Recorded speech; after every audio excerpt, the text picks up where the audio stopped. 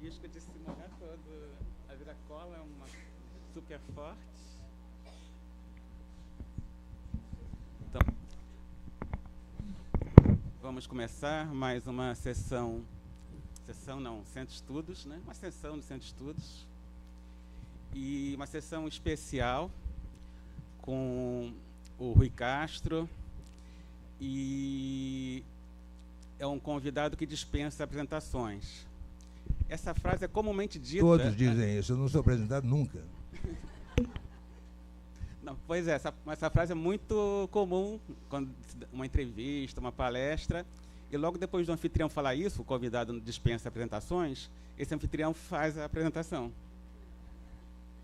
Mas vou falar muito sucintamente, para a gente não desperdiçar o tempo, né? Vamos usar o tempo para o principal, que é a palestra do Rui. Então, o Rui é um grande escritor, mais de 50 livros publicados, mais conhecido pelas biografias, Garrincha, Carmen Miranda, Nelson Rodrigues, mas com livros até de ficção, livros sobre a bossa nova, sobre o samba canção, até um sobre cinema, né? Sobre o Flamengo, membro da Academia Brasileira de Letras desde 2023. Vou mostrar aqui o livro mais recente dele, está lançando agora, né? Trincheira Tropical, a Segunda Guerra Mundial no Rio de Janeiro, no Rio. E é uma grande honra para a gente, né, para a psiquiatria da UERJ, para a Faculdade de Ciências Médicas, para o Hospital Pedro Ernesto, para a UERJ, recebê-lo aqui.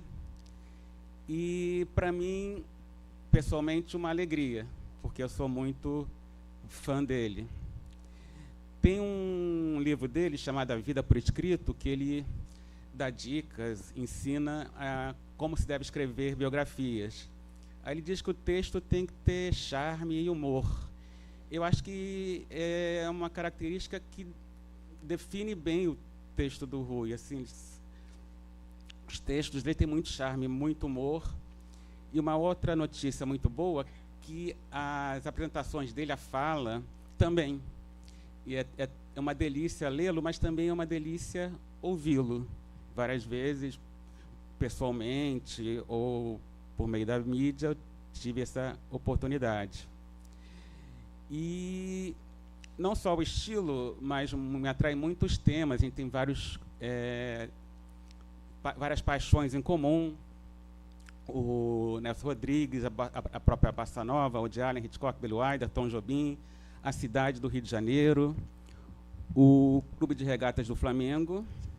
Então, também tem esse livro que acabou de sair, que é uma coletânea de colunas dele na Folha de São Paulo. Ele é colunista da Folha de São Paulo, textos sobre o Flamengo. O Rufino vai comprar certamente esse, né? Ademar também vai comprar. Esse já é mais difícil de achar. Eu comprei pelo site da Travessa. Pela Amazon não consegui. Só tem na livraria Janela,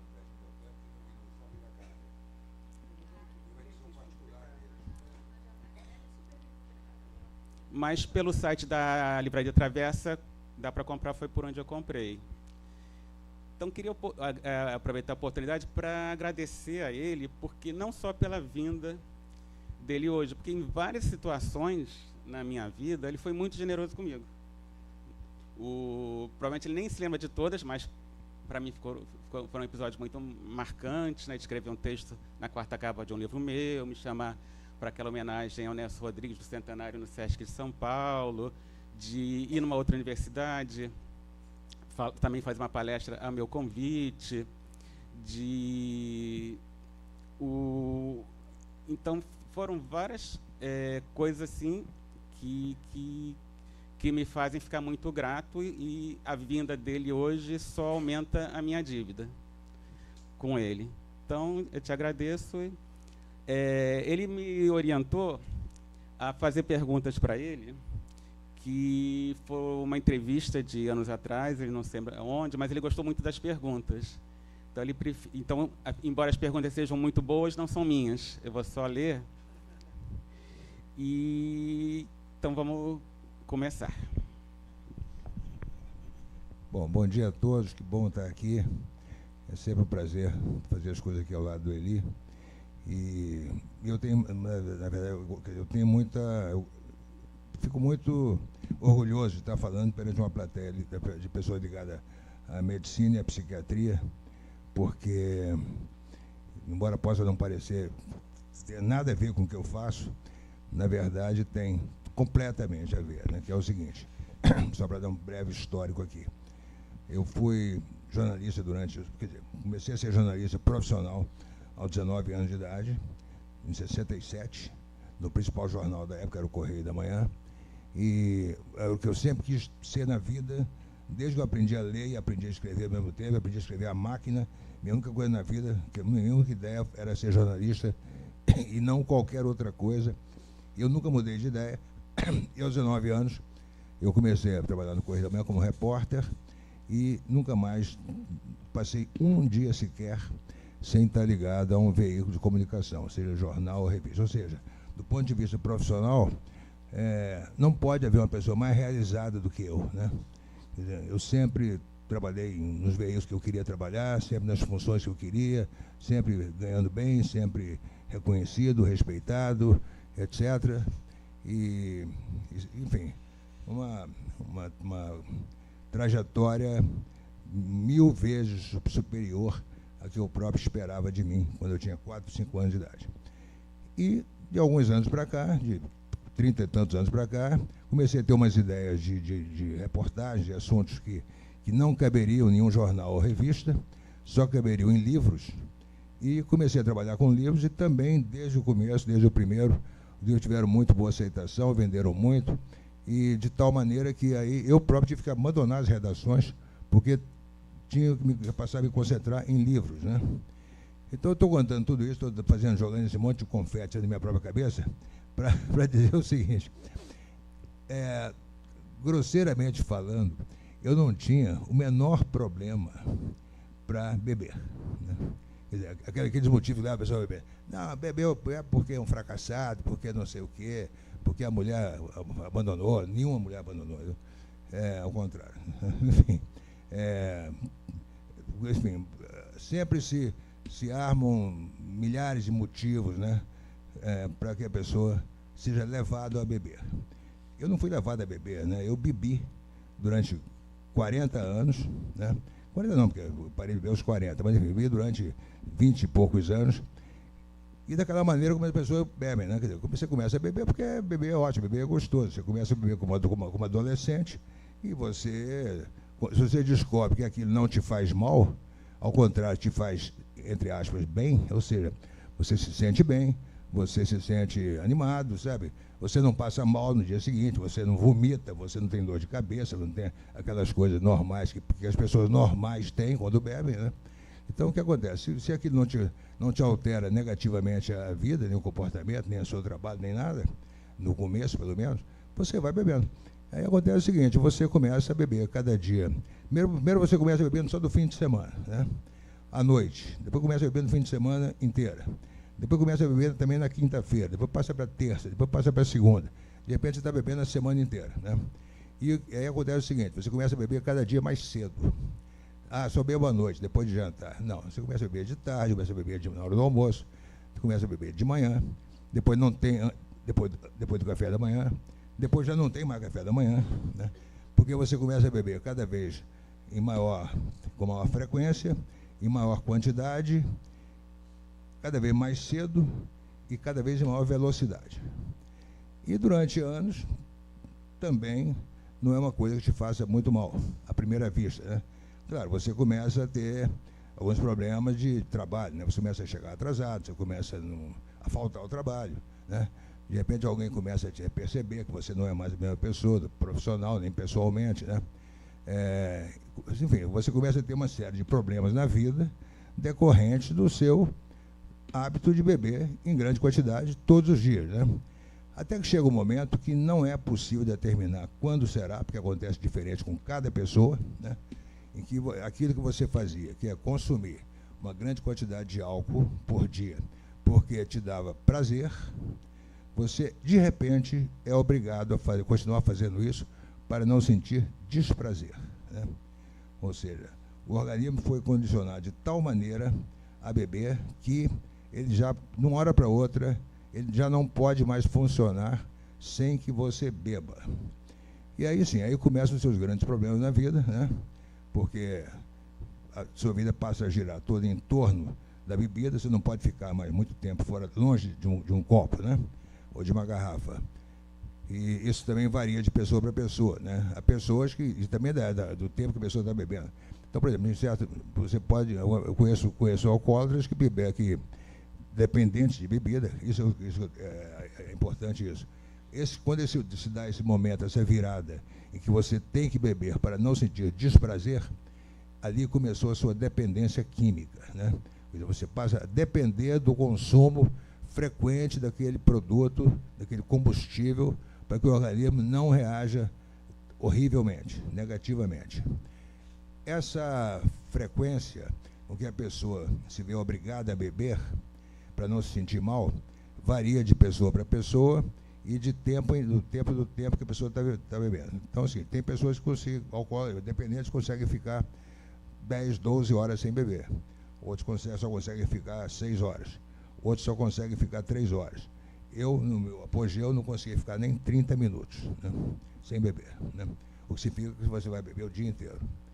Isso fazia com que eu bebesse, por exemplo, 2 litros de vodka por dia no meu último ano, né, de atividade alcoólica, né? Eu estou contando, e tudo isso é só o preâmbulo para dizer o seguinte, que isso tudo aconteceu porque eu tinha uma predisposição física para beber, que fazia com que um copo de vodka, eu não tomava doses, eu tomava copos, evidentemente, né? Aquele copo de geleia, né? Ou coisa parecida, vodka gelada, né? Que era muito fácil, então, você servir, porque você bota a vodka no congelador, ela não congela, né? Tem essa grande vantagem. Você tira do congelador, destampa, bota e manda para dentro. E é muito fácil, né? E descia para mim como se fosse água. Não tinha desce queimando, não, desce como se fosse água. Quer dizer, 15% das pessoas, aparentemente, não tem uma enzima, isso vocês que são médicos sabem muito mais do que eu, não tem uma enzima que processa ou desprocessa, não sei, o álcool. O fato é que 15% das pessoas fazem isso. 85% das pessoas, felizmente, não são assim, porque o álcool, evidentemente, é um produto altamente tóxico, que é feito para fazer mal às pessoas, né? Mas não a todas as pessoas. Tem pessoa que acontece isso. E isso acontecendo, quer dizer, você está com um caminho aberto para viver absolutamente em função desse produto, e é claro que isso não vai dar certo, como no meu caso não deu, até o dia em que eu consegui parar. Agora é a vez do Eli. Então, vou ler as perguntas, né, que são muito boas, porém não são minhas. Você parou de beber há 37 anos, mas consta que foi um longo processo de identificação do problema e da decisão definitiva de se tratar. Qual foi o dia em que se deu conta que seu hábito de beber tinha se transformado em alcoolismo? O alcoólatra tem um grande talento para negação, né? Ele é capaz de se justificar pelo fato de que bebe, dar todas as desculpas, e é capaz de convencer não só todo mundo em volta dele, que aquilo que ele está falando está certo, ele próprio se convence, né? Então, a frase típica, né, quando alguém chega assim, alguém um chato, que chega e fala, pô, fulano, você está bebendo demais, hein? Você precisa moderar, você dá um jeito, então para, né? Você, parar para quê? Quando eu quiser eu paro, entendeu? Eu tenho total controle, quando eu quiser eu paro. Não é verdade isso. Isso aí ele está dizendo para enganar a pessoa e enganar a si próprio, porque, na verdade, não é a cabeça dele que regula isso, é o organismo. Eu, nos últimos 2 anos de ativo, eu comecei a imaginar que aquilo estava virando um problema, porque eu já, no ano de 86, foi meu último ano de trabalhar numa redação de ir lá todo dia, foi a redação da revista Veja, lá em São Paulo. Eu tinha que chegar, tipo, 10 horas, saía às 7, 8, comecei a chegar às 11, comecei a chegar às 12, 13, 14, 15, 16, 17, 15, cada dia mais tarde, e sempre tinha que sair na hora de sair mesmo, eu saía. Por quê? Porque eu não conseguia ficar aquele tempo inteiro sem beber. Era absolutamente impossível. E lá na editora Abril, onde ficava a revista Veja, era assim um lugar tipo Avenida Brasil aqui, sem nada em volta, naquele ermo, sem botequim, sem nada. Então era um suplício realmente ter que ficar ali aquele dia inteiro sem beber e já começando a passar mal, né? Começando a ter os efeitos da síndrome de abstinência, que era tremedeira, né? Certa confusão mental, não ver o chão fugia aos meus pés. Então era uma coisa terrível, tanto que naquele fim daquele ano, de 86, eu pedi demissão da Veja, inventei uma desculpa para pedir demissão, né? A verdadeira razão era assim: eu não posso continuar trabalhando aqui porque eu não posso ficar mais do que meia hora, uma hora sem beber. Então, aí eu inventei mudar, eu tenho projeto para fazer, não sei o quê, sabe, vou viver de freelance, etc. Eu vou chegar em casa, o telefone vai tocar, me pedindo matéria. Aí tudo bem, fui embora para casa, e quando eu cheguei em casa, realmente o telefone tocou, alguém me pedindo matérias, eu pude passar o ano de 87 inteiro, trabalhando em casa e atendendo as solicitações, fazendo artigos para lá e para cá. E em casa, evidentemente, não há ninguém que te controle, nem que te segure, né? Ninguém que fica te censurando. Está lá a geladeira do seu lado, né? Completamente abastecida, evidentemente, porque eu não guardava uma garrafa de vodka no congelador, eu guardava 10, né? E era até interessante que eu estava morando em São Paulo nessa época, morando numa casa, e de 3 em 3 dias, 4 em 4 dias, a empregada pegava os cadáveres, né, que eram as garrafas de vodka Smirnoff, e botava numa lata na porta da casa para o lixeiro levar. E a vizinhança dizia: pô, aquela família bebe para burro, hein? Não era família, morava sozinho, eu e meus 2 gatos. Né? Então, ali realmente eu comecei a perceber que alguma coisa estava errada, porque a minha própria vida profissional ia estar comprometida. Bom, eu não consigo trabalhar mais fora de casa, como é que vai ser isso, né? E aí eu comecei a vomitar sangue, né? Acordava, assim, sempre uma pessoa do meu lado, uma namorada, né? Eram muitas, né? Isso aí, você era, pela vida que eu levava, eu saía de casa 1h da manhã para ir para certos botequins e bares de São Paulo, sempre voltava acompanhado, e por volta de 6 da manhã acordava com ânsia de vômito, o banheiro vomitava sangue, e escovava os dentes, limpava tudo direitinho, voltava para a cama sem a pessoa perceber. Mas aquilo começou a me incomodar, que a cabeça começou a funcionar da seguinte maneira: puxa, eu estou muito mal, eu preciso ir ao médico, mas se eu for ao médico, ele vai me obrigar a parar de beber, porque isso certamente tem a ver com a vodka. E é impossível viver sem beber, é impossível, não se cogita dessa hipótese, né? Então não vou a médico nenhum. O que significa isso? A dependência é mais forte do que o medo da morte. Desde que eu não fosse obrigado a parar de beber, vou morrer feliz, vou morrer bebendo, né? Até que depois, aí, ali alguns meses, minha ex-mulher, que tinha ido embora, porque eu bebia, voltou, e devido a alguns contatos que ela tinha, inclusive um tio que era médico, que era alcoólatra, que tinha parado de beber, e que tinha se tornado diretor médico de uma clínica para dependentes químicos em Cotia, 30 quilômetros de São Paulo. Ele deu a ela as instruções de modo a que ela me internasse, que ela conseguisse me internar, e se, como ele falou, olha, tem que botar ele lá dentro da clínica. Ele só pode ir por vontade própria, não pode ser obrigado a ir. Então você argumenta assim, assado com ele, e se ele deixar, ele vai entrar, e vai acontecer isso com ele, e ele vai se convencer de que é possível viver sem beber. Depois eu posso contar em mais detalhes o que ele disse que ia acontecer e que aconteceu, né? Então foi nesse momento que eu comecei a me dar conta de que alguma coisa estava errada, quando eu comecei a vomitar sangue. Ou seja, é um susto, né, que você leva e que desperta a última centelha de consciência que você tem de que você precisa de ajuda, né? Porque não adianta 50 dos seus melhores amigos, está bebendo muito, está se excedendo, não sei o que, precisa controlar. Não tem como controlar, entendeu? Beba com moderação. Essa é a frase mais criminosa que a televisão fala diariamente: beba com moderação. Qualquer um de vocês aqui pode beber com moderação, porque talvez não consiga beber sem moderação, né? De repente, sabe, você consegue beber 10 uísques numa noite? Não consigo tomar 4 chopps. Tá, você tomaria 40 chopps?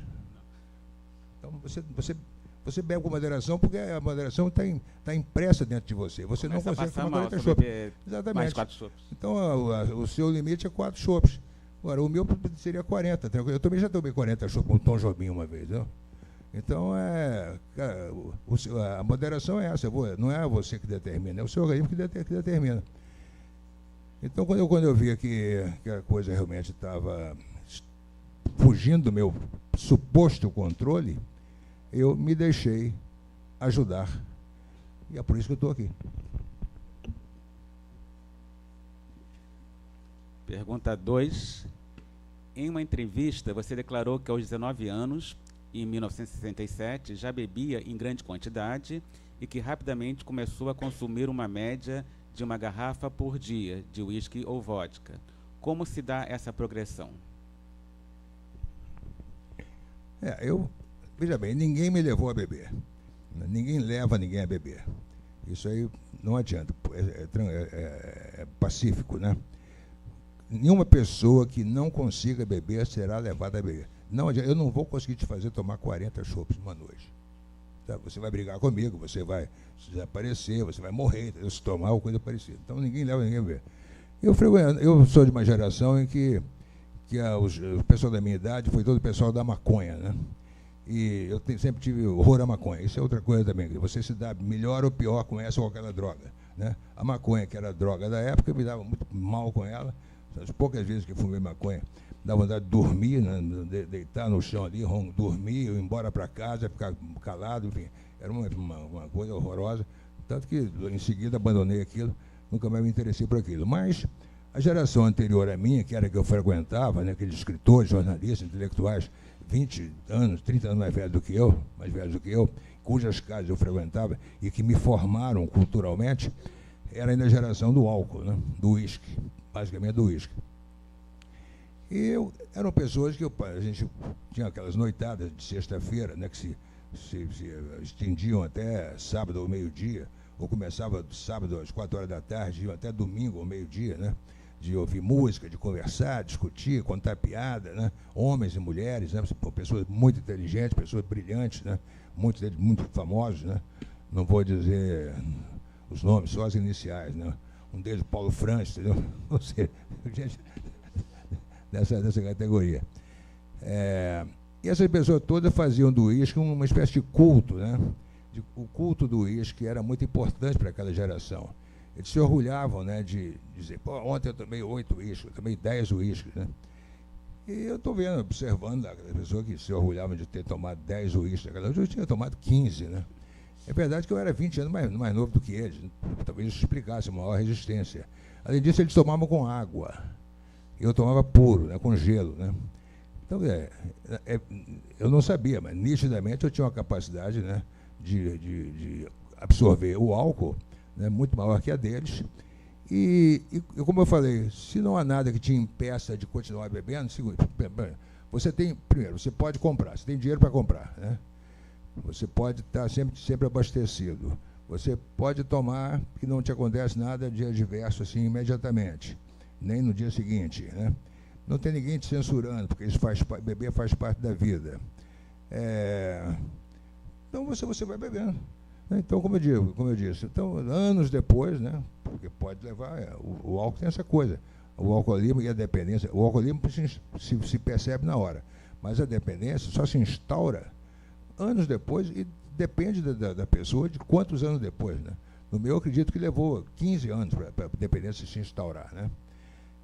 Por quê? Porque você vai bebendo cada vez mais frequentemente, mais cedo, maior quantidade, maior velocidade, etc., até que chega aquele momento que você não consegue mais viver sem, né? Então, qual foi a pergunta mesmo? Como se dá essa progressão? Essa progressão se dá dessa maneira, como eu contei, porque ninguém te impede, ninguém te censura, ou então há uma censura assim muito branda. Pô, você está bebendo demais, mas assim, de uma maneira meio, né, ligeira, né? Você não tem que levar a sério a brincadeira até que fazem, né? Então, se você tem dinheiro para consumir, por exemplo, de repente eu tinha, você na época, nos anos 80, até a entrada do Collor na presidência, até 1990, 91, você tomar uísque escocês no Brasil era complicado, porque ele era importado era altamente taxado, custava caro a beça, né? Um uísque escocês autêntico, né? O uísque nacional era uma porcaria, te fazia, segundo pessoas faziam passar mal. Eu nunca tomei uísque nacional na vida, porque tanto falavam mal, eu nunca tomei. Então só tomava uísque escocês, que era muito caro. Por sorte eu podia pagar, mas pela quantidade que eu bebia diariamente, nem eu poderia pagar, entendeu? O uísque era muito caro, né? Então, se eu tomasse, sei lá, 5, 10 doses por dia, eu tomava pelo menos 25, né, que era o conteúdo de 1 litro de vodka, né, e às vezes mais do que isso. Então era muito caro, nem eu poderia dar conta daquilo. Aí aconteceu que um dia, em Nova York, eu tomei uma dose de vodka, Smirnoff, né, e gostei. Tudo bem, desceu bem, tudo bem. Tomei mais algumas, voltei para o Rio e descobri que a vodka Smirnoff que se fabricava aqui era exatamente igual a de Nova York, exatamente igual da Europa, assim como a Coca-Cola, né? É a mesma em todo lugar. Né? E a vodka Smirnoff era uma vodka preço normal, né? Totalmente acessível. Então eu podia tomar, sei lá, 15 por semana, sem nenhum prejuízo, né? Sem nenhum rombo no orçamento. E aí tudo te facilita, entendeu? O Brasil é altamente permissivo, né, em matéria de bebida alcoólica, né? Agora parece que não pode ter mais anúncios de destilado na televisão, mas até os anos 90 tinha, entendeu? Hoje tem cerveja anunciando futebol, né? Sabe? A cerveja, mas é cerveja não tem problema.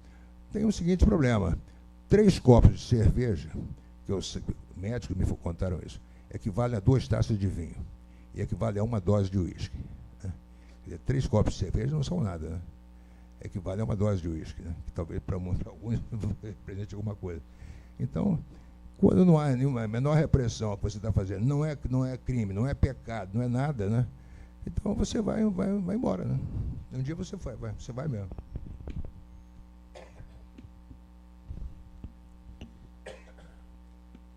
Você tomava o primeiro gole ainda pela manhã ou concentrava o consumo de bebida à noite? Esse é a grande X do problema para você definir quando uma pessoa está realmente precisando de ajuda, né? Porque o normal, ou seja, 90% dos bebedores, né, quando estão na ativa, de uma maneira ainda recreativa, né, bebem porque gostam, bebem porque é gostoso, bebem porque se sentem bem, etc. Muitas pessoas estão ocupadas durante o dia trabalhando, aí saem para jantar, e aí já tomam ali um vinho ou outro, uma cerveja ou outro, e aí emendam, e aí podem tomar um uísque, podem tomar qualquer coisa, continuar tomando cerveja ou vinho, etc. Tal. Então é muito normal que as pessoas bebam, geralmente à noite, ou nos fins de semana, porque não tem que trabalhar, não tem que dar expediente no escritório, coisa parecida. Mas chega um momento em que, como eu falei, você vai bebendo cada vez mais cedo, etc. e tal, e você recua de tal maneira a hora de começar, antecipa de tal maneira a hora de começar a beber, porque você é obrigado a fazer isso, né? Quer dizer, quando você dorme 7, 8 horas por noite, você não está bebendo. E nesse momento que você não está bebendo, o organismo está se encarregando de processar e mandar embora tudo aquilo que você bebeu durante a véspera, e você acorda às 7 horas da manhã já precisando beber, porque passou 7 horas sem beber, né? Quando você se dá conta que você já acorda tremendo, né, sentindo mal, precisando beber, aí você vai na geladeira, tira uma dose, ou vai, sei lá, pega uma garrafa, enche o copo e toma, e já dá aquela estabilizada. E quando isso acontece, você acordar mal, tremendo, precisando beber, vai lá, toma um gole e dá uma estabilizada, significa que ali você está dependente. Ali você precisa de ajuda, né? E ali a bebida deixou de ser uma coisa recreativa e se tornou uma imposição orgânica para você. E com todas as consequências, né, inevitáveis disso, né? Porque, de repente, a coisa se agrava de tal maneira que a sua vida passa a se regular tanto em função da bebida que você já não consegue trabalhar mais no escritório, de uma redação, em outro lugar. Você você deixa para lá uma série de compromissos que você teria que, por exemplo, você tem que pagar a conta de luz ou de gás. Então, aí é muito chato isso aí, sabe? Tem que sair para lá, tem que sair à rua para pagar a conta de luz e de gás. Você já não paga, entendeu? Aí um dia te cortam a luz, te cortam o gás, né? Sua mulher vai embora, entendeu? Seus filhos, né, vão embora, sabe? Cansam de te ver, sabe? Naquele estado deplorável, né? Isso para não falar em certas alterações, né, até no próprio comportamento, né? Você deixa de tomar banho, entendeu? Você deixa de fazer a barba, você, enfim, é aquilo que o chamado farrapo humano, né, daquele filme. E tudo isso acontece. E a pessoa é muito julgada, né, por quem está de fora, como sendo um vagabundo, como sendo um sem vergonha, né? Passo a aplicar a você exatamente o julgamento que você pode até ter feito um dia, de passar, por exemplo, casualmente na porta de um botequim, às 7 horas da manhã, está lá aquele sujeito no balcão, né, aquele cara magrinho, de peito afundado, né, com aquele rosto avermelhado, né, segurando um copo, né, e levando o copo tremendo a boca, entendeu? Aí você diz, olha lá, que vagabundo, né, que sem vergonha, isso é hora de beber, né? Ele não está bebendo ali porque ele não sem vergonha, vagabundo, ele está bebendo para salvar a vida dele, né? Se ele não beber, ele vai passar muito mal. No que ele bebe aquela dose de cachaça, aquela coisinha, o organismo dá aquela estabilizada e permite a ele funcionar pela próxima hora, meia hora, 2 horas ou 3 horas, dependendo da situação dele, né? Então é isso, quer dizer, se não houver realmente um estalo, né, um motivo, né, que te permita pensar assim, eu acho que eu preciso de ajuda, será que eu vou ter, o que eu posso fazer, né? Sabe? Isso é uma possibilidade muito pequena de que isso aconteça, né?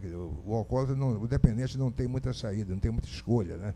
Ele raramente chega a pensar numa coisa dessa, usar essa última centelha, né? Quando de repente ele consegue ter essa ideia, já não há mais saída, né? É uma coisa impressionante. Tá muito lúgubre essa história, né? Terminou bem. Sua internação durou 3 semanas em uma clínica especializada de Cotia, no interior de São Paulo, em janeiro de 1988. Como foi a chegada e os primeiros dias? Os sintomas da abstinência da bebida eram violentos? Aconteceu que essa mulher que era casada, na época, a jornalista chamada Alice, ela era sobrinha de um médico alcoólatra, com quem eu bebi muitas vezes, inclusive, em botequins de São Paulo, e ele parou de beber, ele se recuperou completamente, ele se tornou diretor médico dessa clínica chamada Recanto Maria Tereza, na cidade chamada Cotia, que fica a 30 quilômetros de São Paulo. É uma clínica no meio de um milharal, assim, um lugar totalmente rural, né? Sem nada de urbano em volta. E ele disse para ela, olha, é o seguinte, você tem que botar ele lá dentro, né? Agora, da seguinte maneira, convença ele de que ele está fisicamente muito mal, o que não era nada difícil de perceber, porque eu estava completamente anêmico, amarelo, avitaminado, sem banho durante vários dias, sem fazer a barba, né, também sem muito interesse em nada, e bota ele lá dentro, que lá vai acontecer o seguinte, lá ele não vai poder beber, lá não tem bebida.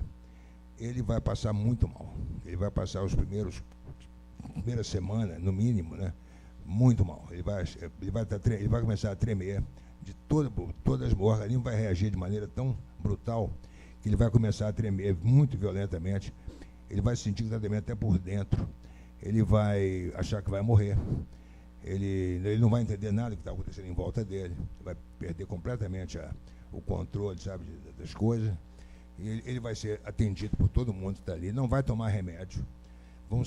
Ali só tem enfermeiros e médicos, né? Todos entendem no assunto, são todos alcoólatras, para começar, né? Inclusive os enfermeiros, né? Todo mundo lá sabe muito bem o que acontece com o alcoólatra. Ele vai estar protegido o tempo inteiro e vai acontecer que, eventualmente, um dia, né? Não sabe quando vai ser, o organismo dele vai começar a se conformar pelo fato de não estar sendo suprido com o combustível e vai começar a retroceder até um momento que ou que ele ainda não bebia, ou estava começando a beber, mas enfim, vai dar uma retrocedida muito boa para ele. É só ele continuar ali mais algum tempo, que um dia quando ele se derem alta ele vai sair zerado com a possibilidade de começar uma vida nova.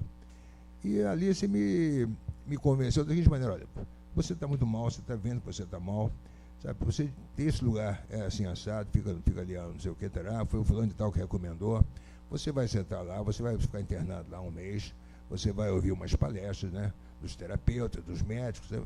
Você vai se interessar, você vai ouvir o que você quiser, sabe? Se você vai concordar ou não, tudo bem, mas você vai estar dando um descanso ao seu organismo. Então, daqui a um mês, quando você sair de lá, você vai estar fisicamente muito melhor, e se você quiser voltar a beber, você bebe. Você, é um consolo, né? Eu sei que eu estou precisando de ajuda, estou precisando dar uma parada, mas não quero parar, entendeu? Então, eu vou para esse lugar, né? Dou uma... Sabe, ela vai ficar satisfeita, porque a sugestão dela foi aceita. Eu fico lá ouvindo um meio aqueles babacas falando em volta de mim, entendeu? E aí, dali a um mês, eu vou embora e vou voltar à vida normal, né? Beber, sabe? Porque não é impossível viver sem beber. Mas acontece o seguinte: na previsão dele, essa regressão orgânica a uma época que você bebia menos ou que você nem bebia, vai te transformar de tal maneira, você vai sentir uma transformação no seu corpo e na sua cabeça tão monumental. Você vai sentir com uma disposição física como você nunca sentiu, vai sentir uma lucidez extraordinária, entendeu? Que vai te fazer pensar: poxa, não é possível, o que está acontecendo, entendeu? O que eu estou fazendo aqui? Como é que eu cheguei até aqui? O que eu fiz para chegar até aqui, entendeu? Eu nunca me senti tão bem. Eu estou contando isso agora, dando um salto. É exatamente o que eu senti uma semana, 8 dias depois que eu fui internado, que eu saí para caminhar, subi lá um morrinho, que já me deixavam fazer isso, porque na semana anterior eu tentei fugir, me deixavam passear por ali, eu subi em cima daquele milharal lá, olhei para baixo, aquele campo enorme, parecia de repente uma paisagem assim, cinemascope, né? Eu pensei assim: poxa, não é possível, nos últimos 20 anos eu nunca me senti como hoje, sabe? Tão bem, né? Com tanta vigor físico, tanta lucidez, porque nos 20 anos anteriores não se passou um dia em que eu não tivesse me intoxicado de alguma maneira, com alguma coisa, entendeu? Ou álcool ou cocaína, como eu também cheguei, do qual fui usuário também durante alguns anos. Então, 20 anos intoxicado todos os dias, e naquele dia eu nunca me senti tão bem como hoje. Se eu quero continuar assim, e se é para continuar assim, é só não beber, eu não quero beber mais. Eu não disse: eu não vou beber mais. Você não pode dizer uma coisa dessa, entendeu? Eu tive uma certa sabedoria intuitiva de dizer: eu não quero beber mais. Porque se você diz: eu não vou beber mais, você já está botando você como dono do processo, e você não é o dono do processo. O dono do processo é o processo, entendeu? Então eu não quero beber mais. E fiquei lá mais 3 semanas, né? Já em condições de aproveitar cada palavra dos médicos, dos terapeutas, de discutir, conversar com eles, discutir, fazer perguntas lógicas e tudo mais, e ouvir as respostas, sabe? E conversar com colegas e tudo mais. E quando eu saí de lá dali há 3 semanas, saí otimista, achando que nunca mais ia beber, e até hoje eu estou achando isso, né? Agora, a entrada no lugar desse é o seguinte: você é levado para um lugar desse nas piores condições possíveis, né? Você está anêmico, isso aí foi o que os médicos, né?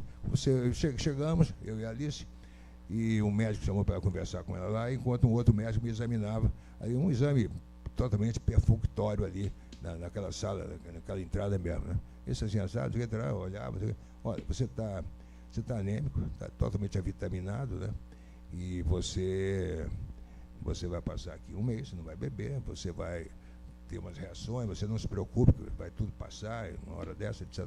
Enfim, na verdade o cara está fazendo hora comigo ali, enquanto o mais importante está acontecendo, que é o seguinte: é a sua mala sendo levada lá para dentro e sendo revistada, entendeu? Para ver se tem não só álcool, né, como se tem loção de barba, sabe, desodorante, né, qualquer coisa que a pessoa beba, entendeu? Porque no desespero você bebe querosene, você bebe o que tiver para beber, entendeu? Você passa tão mal que você bebe o que tiver para beber, pode ser querosene, pode ser gasolina, pode ser o que for, né? Perfume, então, é mole. Perfume deve ser até bom. Enfim, então, para isso, as enfermeiras todas são alcoólatras, sabem muito bem, sabem achar coisa que vocês podem ter escondido, né? Você não tem contato com ninguém de fora, a não ser a sua mulher ou o seu parente mais próximo que vai te visitar no fim de semana, não dorme com você, né? Se quiser dormir lá, tinha um pavilhão ao lado, a visita podia dormir, não vai dormir com você, evidentemente. E você vai, né, quer dizer, passando aquele processo que já está todo previsto que vai acontecer. Então aconteceu comigo, eu fui internado, fui para lá numa segunda-feira de manhã. No domingo anterior, na véspera, ela me levou lá para conhecer, não sei o quê, eu gostei, tá bom, então amanhã a gente vem para cá. Então, na segunda-feira de manhã, ela foi lá botar uma mala no carro, eu fiquei em casa, fiquei esperando ela me chamar, achando que, bom, não vou poder beber, então vou botar gasolina no tanque aqui para ver se eu aguento, né, os próximos 30 dias, né? Então eu tomei 4 copos de vodka, né, dessa altura, mandei para dentro 4 copos, achando que estava abastecido pelos próximos 30 dias, né? Eu não entendia nada de alcoolismo, né? Impressionante, eu não sabia nada, né? Eu só era um praticante, né? A teoria eu não sabia nada. Esses 4 copos de vodka me sustentaram até 3 horas da tarde. 3 horas da tarde já comecei a me sentir mal, né? Tremendo furiosamente, tremendo muito, não sei o que terá. Não, é assim mesmo, não se preocupe não. Aí comecei a tremer muito mais, e muito mais, e muito mais, e muito mais. E aí, na hora de dormir, né? Nesse lugar você tem que ter hora para tudo, né? Tem que ter hora para acordar, hora para tomar o café da manhã, hora para ir lá assistir as palestras todas, é hora do almoço, aí você tem um recreio de mais ou menos 1 hora, volta para ver mais palestras, acaba 6 horas da tarde, você pode ficar ali com seus colegas mais 1 hora ou 2, depois tem que ir para lá, para dentro, para dormir, e tem que dormir a noite inteira, né? E tem que tomar banho. Quando acorda, tem que tomar banho. Tudo isso é muito difícil, né, nesses primeiros dias, né? Tomar banho, então, é quase uma impossibilidade, né? Então, o enfermeiro vai dar banho em você, entendeu?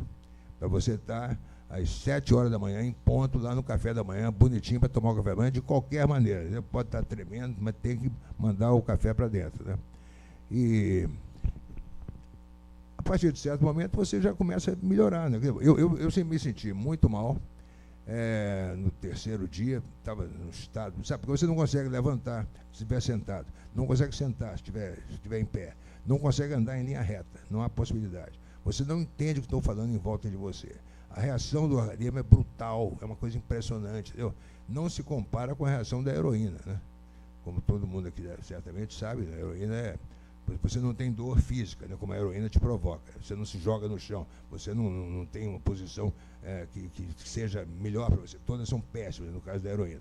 No caso do álcool, não. Você tem uma confusão basicamente mental e aquela tremedeira que é uma coisa que, sabe, é incontrolável, né? Mas ela vai passando, ela vai melhorando, né? Então, na segunda-feira, na terça, na quarta, eu estava péssimo. Na quinta, eu comecei a melhorar um pouquinho. E na sexta, eu já estava bem melhor. E quando a Alice, fim da tarde, a Alice chegou lá para me visitar. E quando chegou lá no meu quarto, me encontrou acabando de fazer a mala. Ela, onde você vai? Vou embora. Mas como assim? Eu vou embora dessa merda, sabe? Aqui estou passando muito mal, estou tremendo muito, não sei o quê, agora estou melhorando, eu vou embora daqui, não sei o quê, estão me envenenando, enfim, você bota a culpa em todo mundo, né? Aí, mas não faça isso, eu quis vir aqui para se tratar. Não, já me tratei, tchau, vou embora. Aí peguei a mala e fui em direção à porta. Ela saiu correndo para chamar os médicos. O Rui está fugindo. Aí diz o médico, poxa, que pena, a gente estava gostando tanto dele aqui, sabe? Mas como assim? Vai deixar ele fugir? Não podemos prender ele aqui, se ele quer fugir, vai fugir, pô.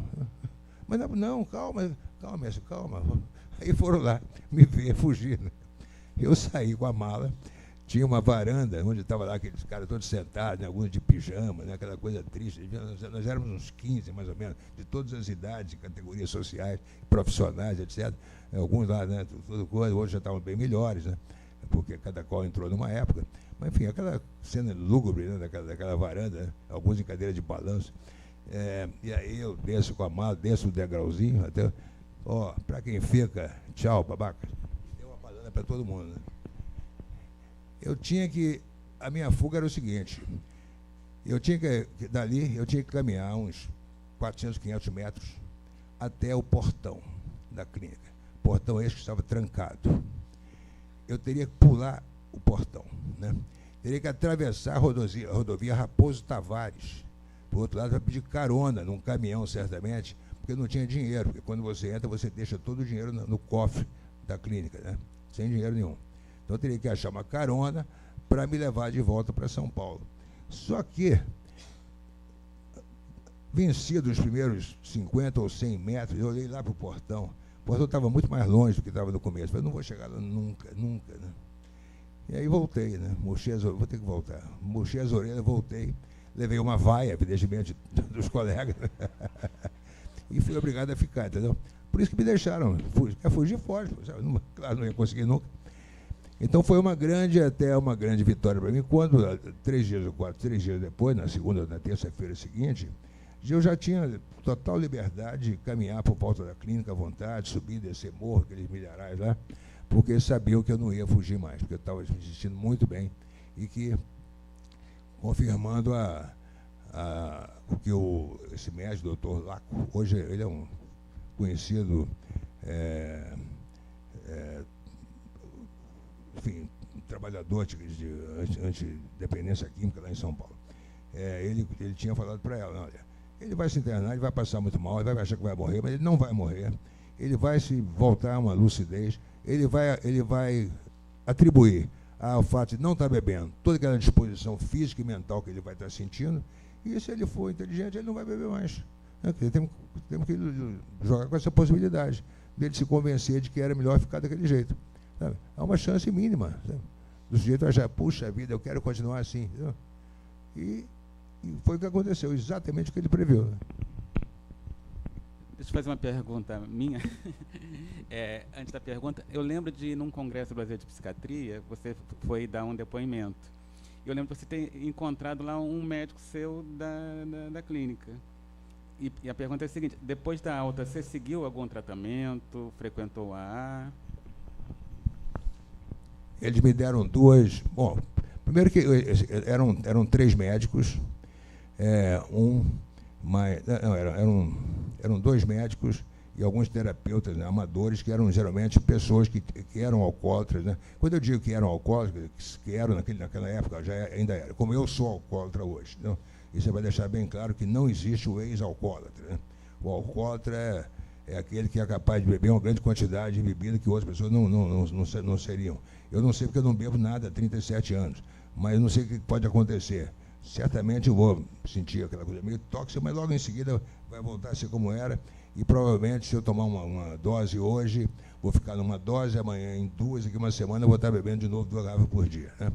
Então, esses terapeutas geralmente não eram médicos profissionais, mas eram pessoas com todo o conhecimento do funcionamento do alcoolismo.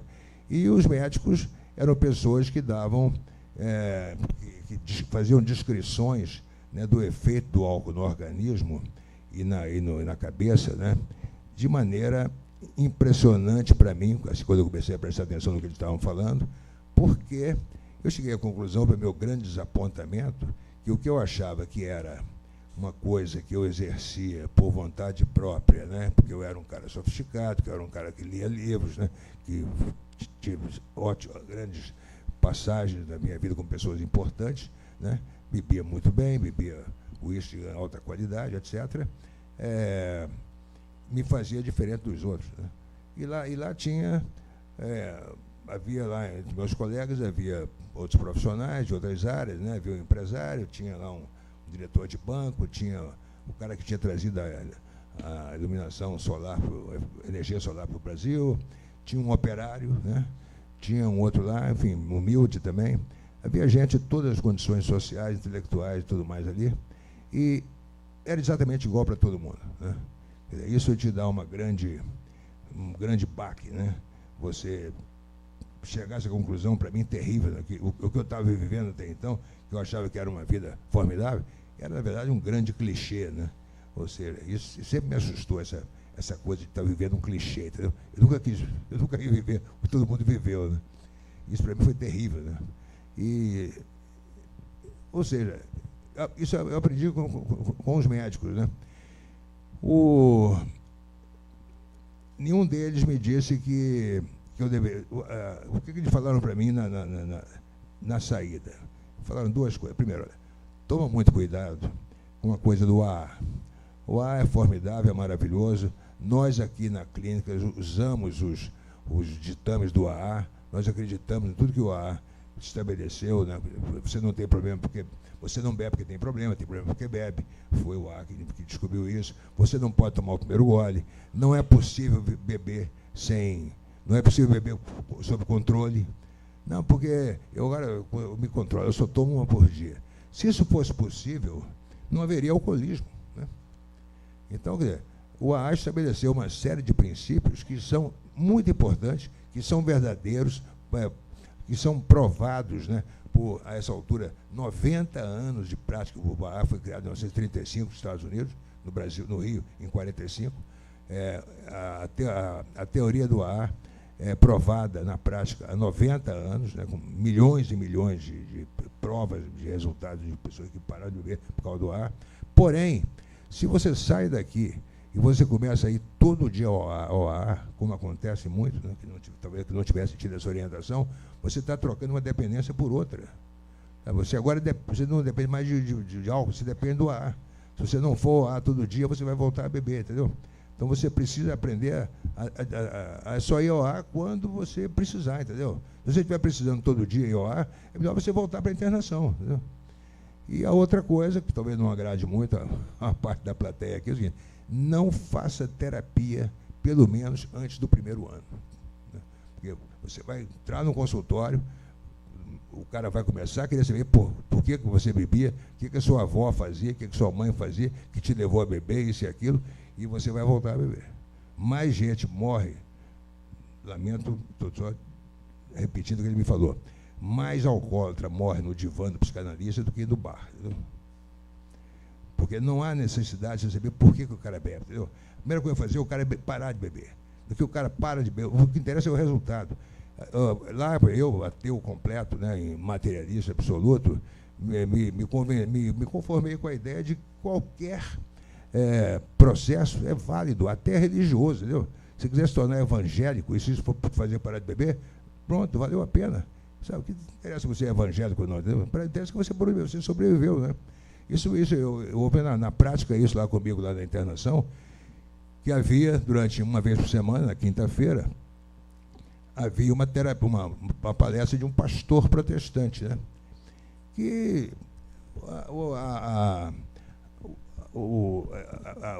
tanto o AA como essas clínicas de recuperação apelam um pouco para a religião. Em todas as salas tem um crucifixo na parede, ou coisa parecida, uma imagem religiosa, e fala-se muito no poder superior. É o poder superior que vai te fazer parar de beber, né? Certamente o poder superior deve ser sinônimo de Deus, evidentemente, né? Quer dizer, alguma coisa acima da sua vontade, né, que vai te controlar, a quem você deve prestar enfim, o seu respeito, ou coisa parecida. Então, estou eu lá naquela aula de religião do pastor. Na primeira, eu ouvi aquilo com um certo... não estava entendendo nada. No segundo, entendi, já achei aquilo uma bobagem. E comecei, né, naturalmente, a fazer piada com o meu colega aqui na bancada, né, fazia piada com o outro. E o pastor me ouvindo, tolerando, né, as minhas piadas, de vez em quando até ria de um ou outro, na internação.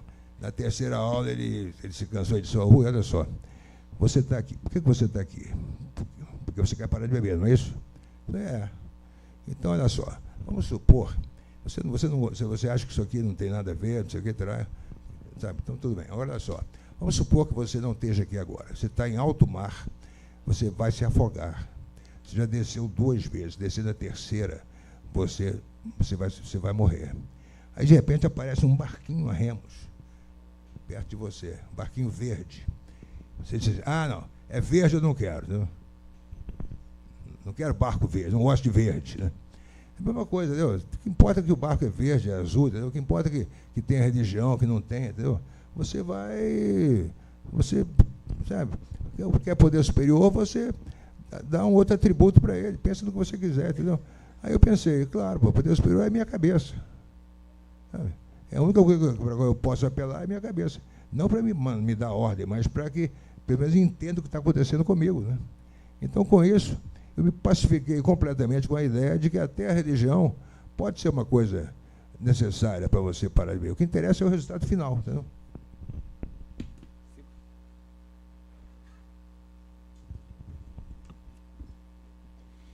Em determinada entrevista, você diz ter descoberto que sua vida, que você achava tão original, não passava de um grande clichê. Segundo todos que o conhecem, quando você venceu a dependência, tornou-se um workaholic. Como funciona esse mecanismo? Pois aconteceu.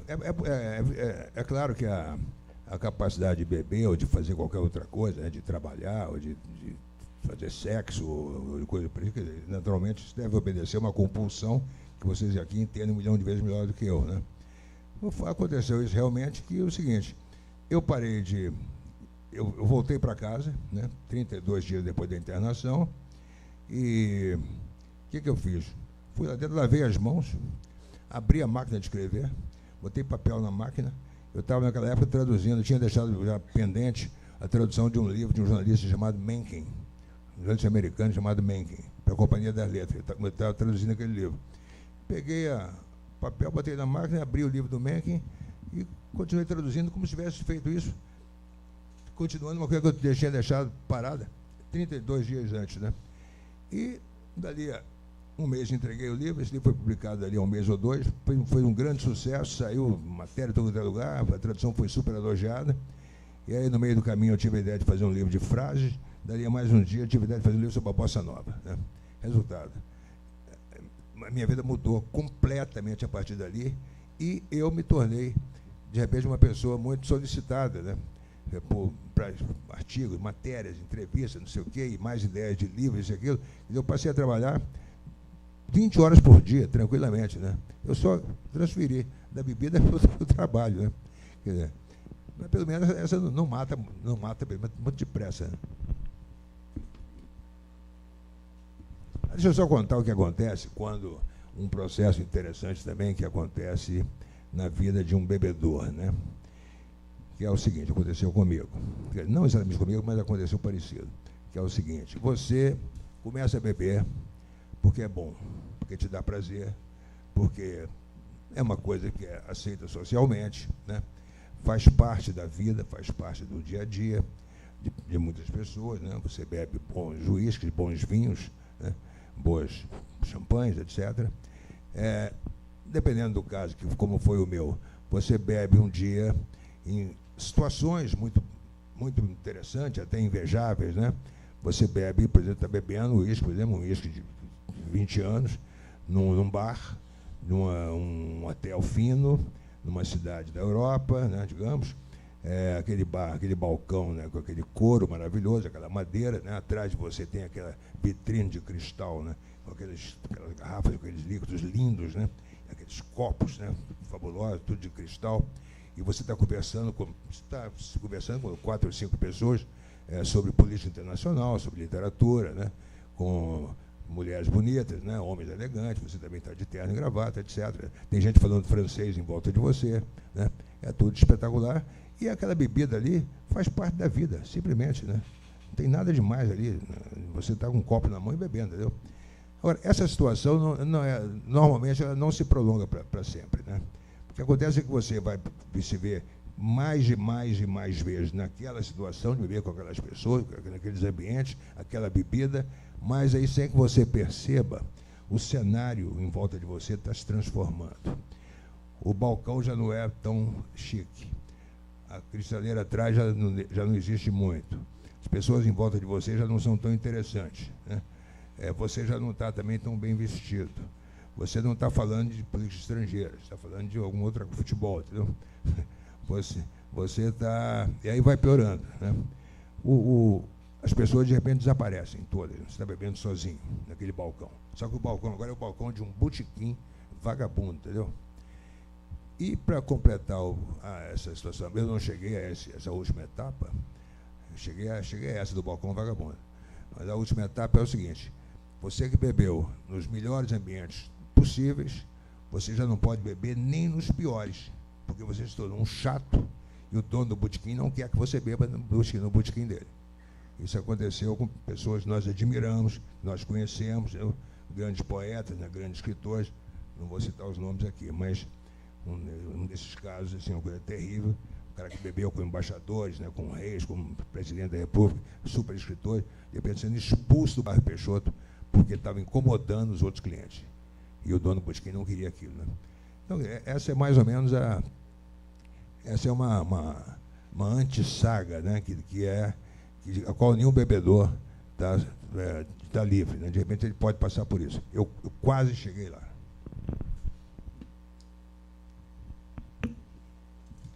Em Estrela Solitária, você mostra como o alcoolismo destruiu a vida do craque Mané Garrincha.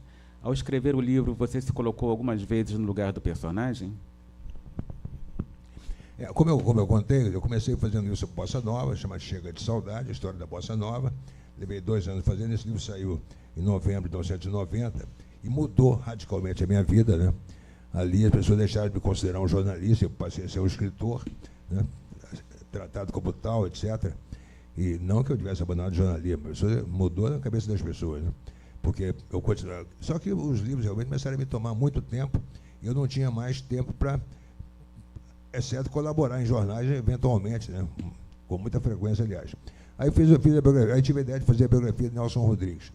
Também levei 2 anos fazendo, fiz, foi um enorme sucesso, livros de alta vendagem, o que ainda era possível para esse tipo de livro na época, de ser um livro de alta vendagem. Alta vendagem que eu digo assim, 50, 60 mil exemplares. Né? Hoje não é mais possível isso. Digo assim, 50, 60 mil assim, nos primeiros meses. Né? Esses livros todos estão em circulação há mais de 30 anos. Aí eu tive a ideia de fazer um livro sobre alcoolismo. Né? E aí eu pensei, o terceiro livro seria um livro sobre alcoolismo, que é um assunto que eu entendo, né? Eu vivi essa história. Isso, eu tinha parado de beber, exatamente. Eu parei em 88, isso foi em 93. Eu tinha parado de beber 5 anos antes. Já me considerava já em condições de tratar do assunto, né? Porque eu acho, abrindo um parênteses aqui, fiquei impressionado. Nosso querido Casagrande parou de beber e de usar droga. 1 ano depois você fez um livro sobre isso, contando como já tinha se livrado de tudo. Eu não estou entendendo isso. Esse cara acha que com 1 ano sem beber ou sem usar droga, ele está livre do problema? Ele vai recair, evidentemente. Não deu outra, né? Recaiu mais 200 vezes, teve internações terríveis, né? E só agora, na última Copa do Mundo aí, que ele falou, olha, eu admito que essa é a primeira Copa do Mundo que eu estou completamente zerado. Ou seja, ele tinha feito mais 4 Copas do Mundo antes, em que ele mentia, dizendo que tinha parado. Né? Porque não dá, né? Eu até hoje, eu não sei se eu posso escrever um artigo ou um livro a meu próprio respeito, entendeu? Eu não tenho certeza. A minha história não terminou ainda, entendeu? Nada impede, de repente, eu saio daqui e resolvo tomar um gole de qualquer coisa e, sabe, né? Dali 1 semana eu não estaria mais aqui. Mas, enfim, um livro sobre alcoolismo. Que espécie de livro? Um ensaio sobre alcoolismo? Eu não sou ensaísta, eu não quero ficar fazendo pensatas abstratas sobre alcoolismo, porque isso não leva a lugar nenhum. O alcoolismo é uma coisa extremamente prática. Né? Segundo, vou contar a história do alcoolismo. Vai começar dos indígenas, né? Que já tomavam cauim, que já era uma espécie de cachaça. Né? Aí, bom, eu vou ter que fazer uma longa pesquisa sobre o álcool no Brasil, não sei lá onde, vou ter que ir a Portugal, mudar para a Torre do Tombo, né, para estudar sobre isso. Também não quero. Claro, tem que fazer o que eu sei fazer. Eu vou contar a história de um alcoólatra. Né? Agora, quem? Eu não quero que seja um perdedor. Eu quero que seja um vencedor. Eu quero que seja um cara vencedor, ganhador, amado, que a bebida destruiu. Eu não quero um cara que se destruiu porque era um fracassado, entendeu? Aí, imediatamente, me veio à cabeça o Garrincha, né? Cuja história era muito conhecida, né? O Garrincha tinha morrido 10 anos antes, e nos poucos anos anteriores à morte do Garrincha, ele só aparecia no noticiário, sendo recolhido, bêbado no meio-fio, né? Em Bangu, sendo levado para instituições, né? Teve no Doutor Eiras 10 vezes, né? E saía de lá, voltava a beber, porque não era tratado convenientemente, ninguém conseguia tratar, ninguém sabia sequer tratar direito uma coisa dessa. Então, esse era o Garrincha que tinha passado para a posteridade, o Garrincha bebum, né? Aquele episódio do carnaval, ele no carro da Mangueira, né? Todo mundo viu aquilo, né? Uma coisa tristíssima, o Garrincha sentado naquele carro, né? Sendo exibido para a avenida, naquelas condições. Mas ele não era assim sempre, né? Entre 58 e 62, ninguém foi mais amado no Brasil do que o Garrincha, pelo que ele tinha feito nas Copas do Mundo, 58 e 62, né? O Brasil foi bicampeão do mundo, em grande parte por causa dele. E ele era amado por isso, era amado pelos torcedores de futebol, que mesmo torcendo por outros clubes, como eu, não conseguiu deixar de admirá-lo e amá-lo pela figura que ele era. A imprensa construiu uma imagem dele que não era verdade, né? Do homem ingênuo, do homem que morava naquela cidadezinha, que passava o tempo todo caçando passarinho, ele próprio era um passarinho, entendeu? Era um homem ingênuo e tal. A imprensa escondeu a bebida dele, escondeu tudo que ele fazia, porque todos os principais repórteres de futebol eram todos torcedores do Botafogo, né? Era o Saldanha, era o Sandro Moreira, né? Que encobriam tudo que ele fazia, né?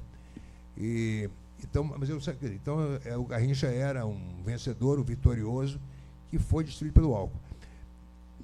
Que não foi por falta de amor que ele bebeu, que ele começou a beber, porque ele era amado não só por uma nação inteira, como era amado por uma mulher, né? Que era Elza Soares, né? Sabe?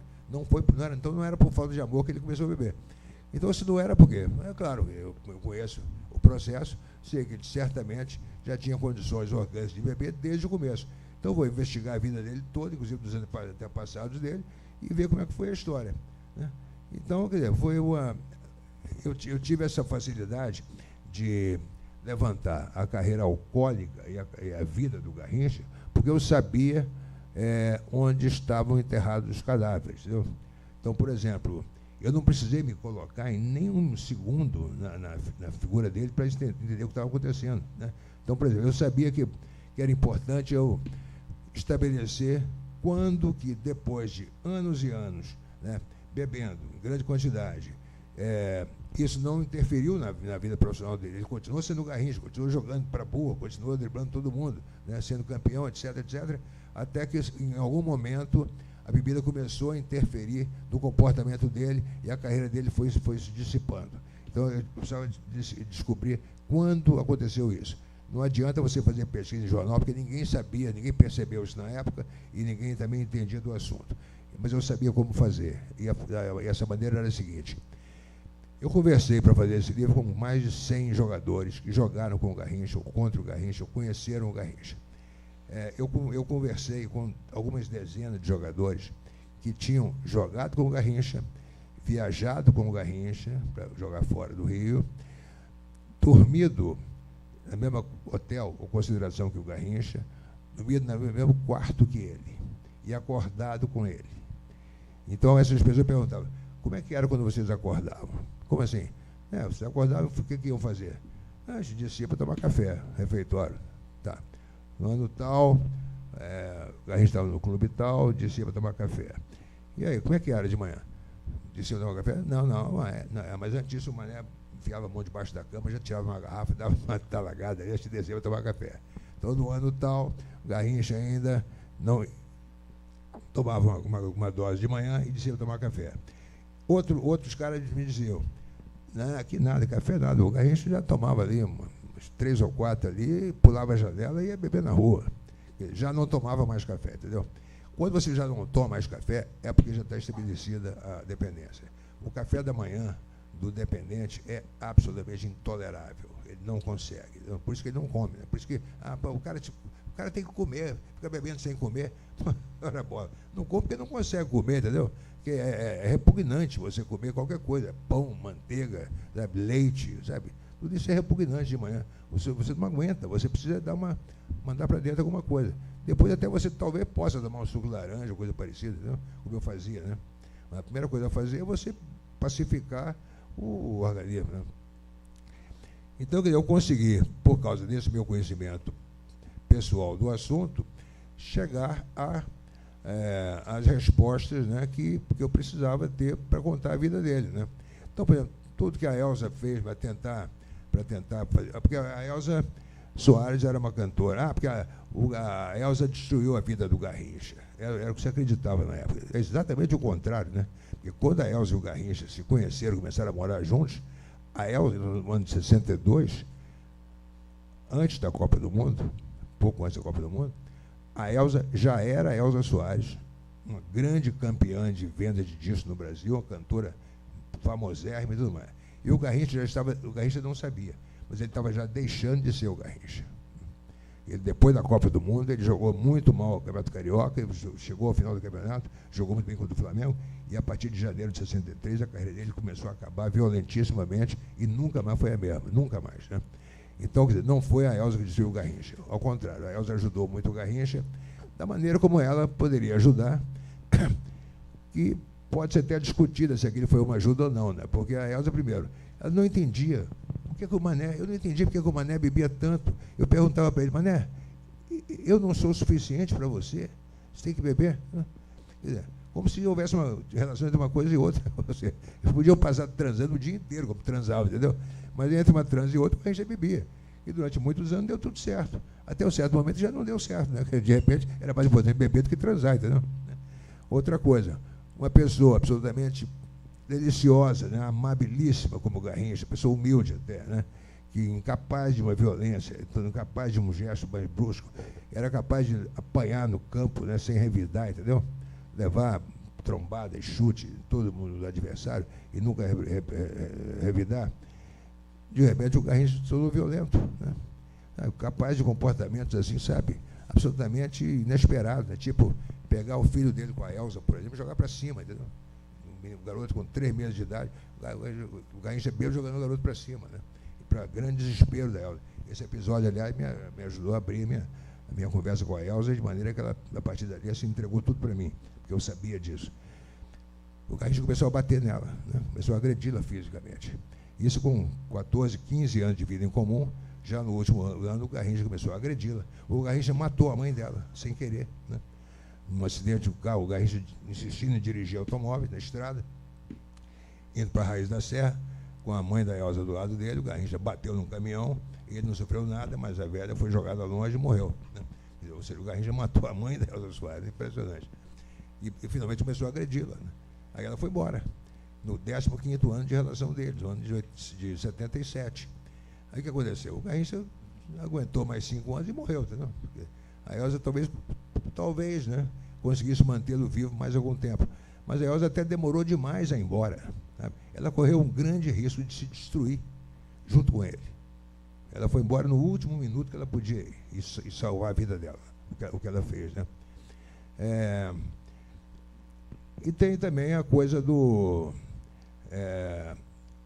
para você levantar essa história toda, é claro que a Elza seria a pessoa mais importante que eu teria para levantar, para pedir informações, mas como eu aprendi em alguns anos já de trabalho de entrevistador em biografias, é o seguinte: quanto mais importante aquela fonte de informação, mais você deve deixar para começar a entrevistar quando você já sabe grande parte da história, entendeu? Então, não adiantava, vou começar a fazer a biografia da vida do Garrincha hoje, eu vou ligar para ela Soares e conversar com ela amanhã. Eu vou chegar lá, fazer um monte de pergunta boba para ela, que ela vai responder do jeito dela, entendeu? E eu não vou nem saber se aquilo está certo ou não, e, enfim, já perdi uma chance tremenda. Eu falei: não, eu só vou falar com a Elza daqui a 1 ano, quando eu já tiver tudo na mão. Na verdade, levei 1 ano e meio para falar com a Elza, mas nesse ano e meio eu conversei com inúmeras pessoas que conviveram na intimidade deles, trabalharam com eles, né, eram os faz-tudos da vida deles, né, eram pessoas que lavavam a roupa deles, que dirigiam o carro deles, e, depositavam dinheiro no banco, enfim, que cozinhavam para ele, lavavam os pratos, lavavam as cuecas, enfim, pessoas com esse tipo de intimidade com Garrincha e Elza, né, nas várias casas que eles moraram. E tanto que 1 ano e meio depois, eu pensei: bom, acho que agora eu posso conversar com a Elza, vou tentar achar a Elza. Aí eu falei: você tem o telefone da Elza? Tem. Olha só, faz o seguinte: a Elza, coitada, não aguenta mais, né? Está completamente por baixo, abandonada. Isso no ano de 1995, 94. A Elza estava totalmente por baixo da Elza Soares. Ela está por baixo, ninguém liga para ela, não tem gravadora, ninguém chama para show, e nenhum repórter procura ela. Quando procura ela, só quer saber do Garrincha. Ninguém quer saber dela, né? Então você já fica sabendo disso. Eu estou sabendo. Aí fiz o seguinte: eu fiz uma pauta de cerca de 500 perguntas para a Elza, perguntas a serem desenvolvidas no decorrer de 15, 20 entrevistas, quantas precisasse, desde que ela aceitasse se submeter a essa maratona de questionários, né? E eu cheguei para ela, ela me atendeu, me recebeu muito bem, E eu comecei com umas 20 primeiras perguntas sobre ela, né? Para demonstrar meu interesse sobre ela, sobre a carreira dela, sobre a cabeça dela nos últimos anos, aquela coisa toda. Ela enfim, para ela eu era mais um chato que ia fazer. E aí, como é que você conheceu o Mané, entendeu? Ou seja, para ela ia jogar a mesma cascata de volta sempre. Mas não, eu comecei a fazer perguntas sobre ela, né? Interessava a ela responder e a mim perguntar. E ela, muito bem. Na 20ª pergunta, eu joguei aquela que era para mostrar para ela que eu sabia das coisas. Eu falei, Elza, aquela noite que você morava na Ilha do Governador, em que o Mané já tinha tomado umas e outras, começou a jogar o fulaninho para o alto, né? E você foi desesperada, porque a criança podia cair, a menina tinha 3 meses, né? Aí ela, olho arregalado, né? E começou a chorar, pois é, não sei o que terá. E ali eu ganhei a Elza, né? Ela sujeitou a passar os 6 meses seguintes comigo, me atendendo todas as vezes que eu quis, no telefone, de madrugada, ao vivo, pessoalmente, tudo mais. E a riqueza de informações sobre o casamento deles, sobre a intimidade deles no livro, fruto dessa convivência minha com ela de tantos meses, né? Agora, eu ia falar... Não, me esqueci agora, enfim. É preciso que você...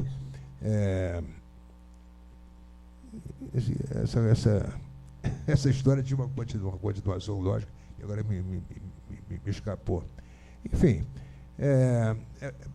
você tem que ganhar a confiança da pessoa mais importante para você, né, de modo que essa pessoa te conte tudo. É claro que nada disso, você não pode conversar com a pessoa dessa, como eu conversava horas com a Elza, e sair dali achando que está com as informações todas. Essas informações todas tinham que ser checadas violentamente por fora do trabalho, né? Inclusive informações que a Elza me dava, fora da vida dela com o Garrincha, né? Coisa importantíssima, na verdade, que eu tinha que ver por fora, né? Se tiver tempo, eu vou contar uma história aqui rapidinho. A Elza me falou um dia, não, porque eu cantei para o presidente Jango, no Automóvel Clube. Eu falei, mas isso em 64? Aquele comício do Jango no Automóvel Clube? Não sei, eu sei que eu cantei para o presidente Jango.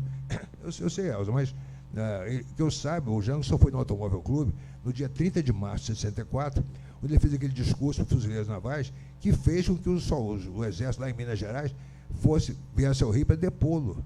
Uma noite importantíssima, você não lembra disso? Eu não lembro nada, eu sei que eu cantei para o presidente, pô, sabe? Não enche o saco, né? Pô, é assim que as pessoas são, entendeu? Aí eu saí dali, telefonei para todos os repórteres políticos que estavam em atividade nos anos 60, que eram meus amigos, né? Carlos Castelo Branco, Murilo Melo Filho, Wilson Figueiredo, Vilas Boas Correia, etc. Falando, você estava no Automóvel Clube aquela noite, em 64? Claro. E quando terminou o discurso do Jango, o que aconteceu? Nada. Como assim? Nada. Mas peraí, você ficou lá? Não, eu fui para o jornal bater a matéria, saiu no dia seguinte. Então você não sabe o que aconteceu, porque você não estava lá.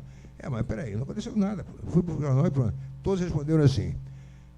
Aí pensei, bom, vou ter que passar uns dias na Biblioteca Nacional, lendo todos os jornais do dia 31 de março, referentes ao que aconteceu na noite do dia 30, na véspera, no Automóvel Clube. Então fui para a Biblioteca Nacional. O Rio tinha, naquela época, 17 jornais diários, né? E você via no microfilme. Então, estou eu lá no microfilme, passando a primeira página de jornal por jornal. O Automóvel Clube foi manchete de todos os jornais, evidentemente. Jango não sei o quê, Jango isso, Jango aquilo, etc. Tal. E nenhum deles falava de nada que aconteceu depois do discurso do Jango, né? Nenhum deles. E eu levei 2, 3 dias rodando o jornal lá para descobrir alguma coisa. E no último dia, já quase que no último jornal, talvez o Diário da Noite, estou lá aquele negócio, manchete, Jango assim, assado. Tem um senhor do meu lado, mais velho do que eu, cabelo, escovinha, assim, bem tipo militar, e ele próprio estava procurando no microfilme dele alguma coisa, talvez procurando até emprego lá no jornal que estava rodando. Aí ele olhou para mim assim e falou assim, 64, né? Eu tava por aí. Então, como assim? Eu era de marinha, e eu andava e via até com um cabo ancel para cima e para baixo, e eu me ferrei, né? Porque quando vieram os militares, aí eu perdi tudo, fui expulso da marinha. O senhor estava lá no Automóvel Clube aquela noite? Estava, claro. Quando terminou o discurso, o que aconteceu? Teve um show. Com quem? Olha, Jorge Goulart, Nora Ney, Jorge Veiga, Elza Soares. Eu fico arrepiado quando eu lembro disso, toda vez que eu conto essa história.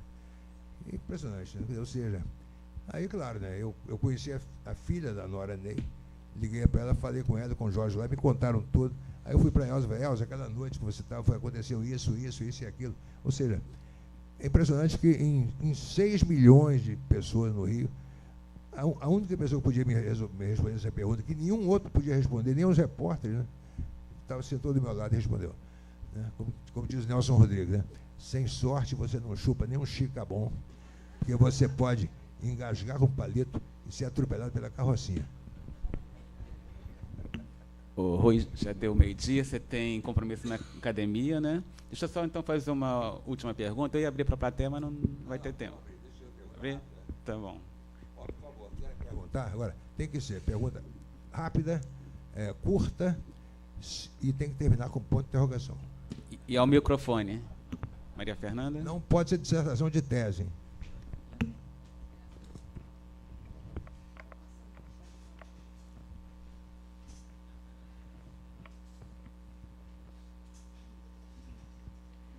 Oi, professor. Bom dia. Boa tarde já, né? Obrigado pela divisão disso tudo. A minha pergunta é bem simples. O que te mantém hoje na sobriedade?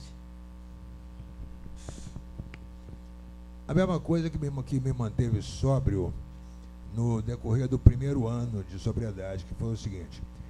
Eles aconselham que quando você para de beber, você faça uma balança imaginária. Bota num prato as coisas que você acha que perdeu e na outra coisa que você acha que ganhou, pelo fato de não estar bebendo. Né? Se a balança do que você ganhou bate lá no fundo, é porque você está levando vantagem em não beber. Né? E eu tive essa certeza, porque com poucos meses depois de parar de beber, eu estava já produzindo muito melhor do que produzia antes. Eu mudei de jornal, passei da Folha de São Paulo, onde eu colaborava para o Estado de São Paulo, ganhando 10 vezes mais. Eu comecei já a ficar trabalhando direto em livros. Eu recuperei a saúde, eu recuperei o dinheiro, porque eu passei a ganhar muito mais, viver muito melhor. Eu recuperei os amigos, né, que tinham se afastado de mim, e só não recuperei imediatamente minhas filhas. Levei um ano ou mais para recuperar minhas filhas, né? Porque não é fácil você, sendo uma criança, 2 meninas de 14 anos, 15 anos, vendo o pai naquelas condições humilhantes, né, lamentáveis, né, que elas me viam com certa frequência, né? Então, eu levei mais algum tempo para recuperar. Então, foi isso, e já me deu uma ideia assim tão completa, né, do que eu tinha a ganhar não bebendo, que eu resolvi sustentar aquela atitude, né? E é que hoje me sustenta, entendeu? Eu tenho bebida em casa, né? Eu tenho lá um bar com cachaça, champanhe, eu tenho tudo menos vodka, né? por via das duas, né? Eu sirvo bebida a qualquer pessoa que for na minha casa, eu sento no bar, no botequim, qualquer pessoa que estiver bebendo, né? É evidente que eu não vou querer ficar ao lado de alguém que está se embriagando na minha frente, mas, enfim, eu não tenho o menor problema com beber com bebida, eu não sou contra ninguém beber, eu sou contra eu beber, né? E é isso que me mantém até hoje, a consciência de que eu só tive a ganhar e só tenho a ganhar sem beber. Isso eu posso fazer porque eu não estou dependente mais, né? Ou seja, já é a minha cabeça que controla, não é mais o organismo, né? Mas isso é uma coisa muito, muito tênue, né? E de repente eu posso dar uma escorregada e aí vai tudo por buraco abaixo. Quem mais? Professor Oswaldo.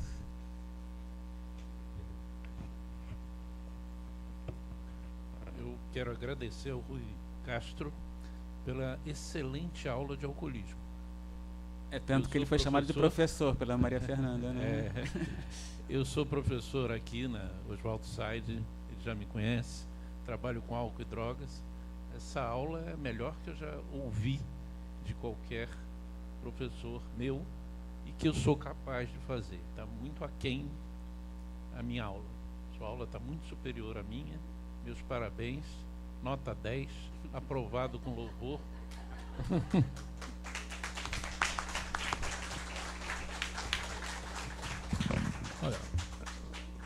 Muito obrigado por isso. Agora, sem querer parecer preso, eu concordo com você. Pelo seguinte, só uma pessoa que passou por o que eu passei, qualquer alcoólatra é capaz de saber o que realmente aconteceu. É uma coisa que desafia um pouco as teorias, né? O AA tem quantidade gigantesca, né, de livros sobre alcoolismo, todos muito bons, escritos por alcoólatras, né, pessoas que sabem das coisas. Inclusive o famoso livro básico do AA, né, escrito pelos 2 fundadores do AA, né, os 2 primeiros que um resolveu ajudar o outro a não beber mais, os 2 americanos, né.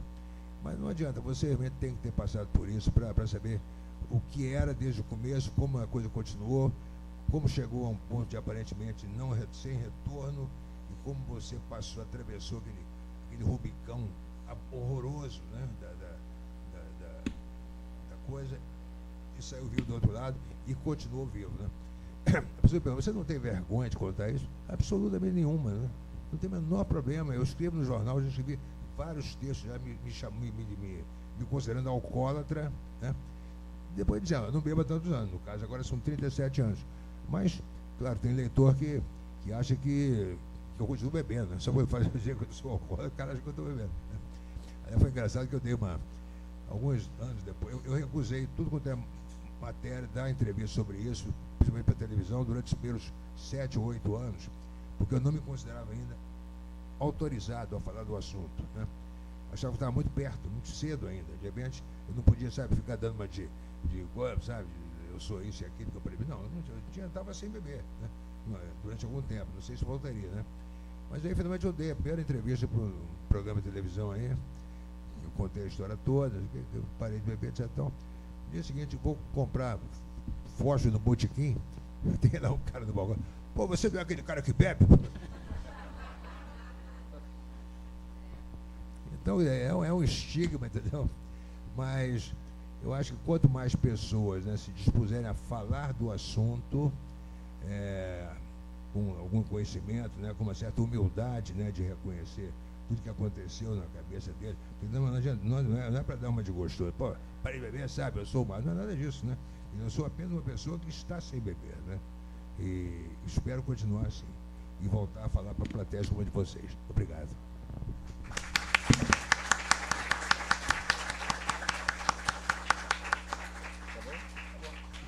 Então, obrigado, foi ótimo. Obrigado a todos. Obrigado especialmente ao Ruína.